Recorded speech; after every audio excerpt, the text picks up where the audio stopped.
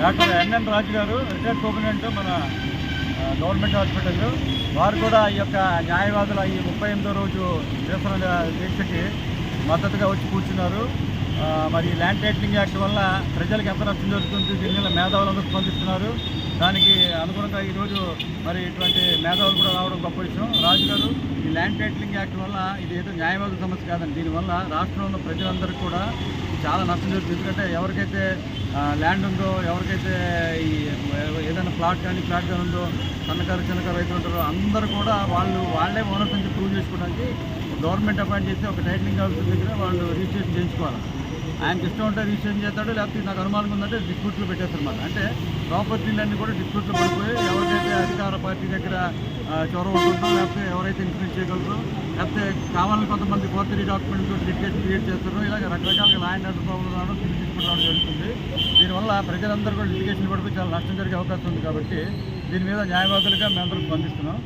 దీని గురించి మీరు కూడా ప్రజలకు 2 మాటలు చెప్పుకోండి. ముఖ్యంగా న్యాయవాదులు అంటే వాళ్ళకి ఈ యాక్ట్ గురించి, ఈ లా గురించి తెలుస్తుంది. సామాన్య మానవుడికి పెద్దగా తెలిసే అవకాశం లేదు.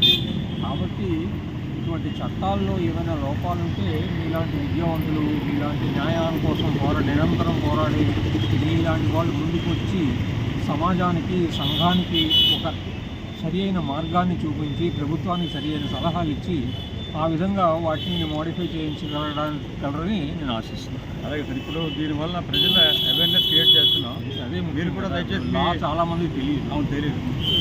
మీరు కూడా చేస్తే మాలాంటి వాళ్ళు కూడా లా చదివి అది న్యాయం ఏమిటి, ఏ లేదు అన్నది చూసే అవకాశం ఉంది. మీరు కూడా పెద్ద డాక్టర్ గారు కాబట్టి మీ డాక్టర్ సర్కిల్స్, ఐఎంఏ స్పెషల్లో కూడా మాట్లాడితే వాళ్ళకి కూడా మంచి అవగాహన ఉంటుంది. అవకాశం కూడా ఒకసారి ఏదైనా డాక్టర్ మాట్లాడండి సార్. ఏం కూడా కావాలంటే వస్తాం. ఓకే. మీరు మా శిబిరానికి వచ్చి మద్దతు తెలిపినందుకు మనకు వచ్చి ధన్యవాదాలు. మిత్రుడు పల్కా శ్రీరామూర్తి గత 38 రోజులుగా చేస్తున్నాడు ఆయన. అలాగే మా మరో న్యాయవాద మిత్రుడు నా పేరు దిలీప్ అండి. అలాగే మా న్యాయవాద మిత్రుడు అందరూ కూడా చేస్తున్నారు.